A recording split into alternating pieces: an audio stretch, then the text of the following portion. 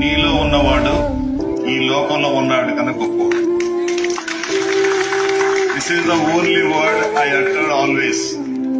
అందుకే నేను అంటే ఇది మళ్ళీ గర్వం అనుకోతే ఎందుకు, నేను భయపడను. నాకు భయం అనేది తెలియదు. I never fear about anything. జరిగేది జరుగుతుంది. Let it be go. I'm ready to face. ఇంకొక వాక్యం కూడా దీనికి కౌంటర్ పార్ట్ ఏంటంటే, దేవుడు నువ్వు భరించగలిగి అంతే ఇస్తాడు శోధన. దాని తర్వాత ఆయన ఇంటర్ఫీర్ అయ్యి ఆ శోధన తీసేస్తాడు. దాన్ని కూడా బలంగా నమ్ముతాడు.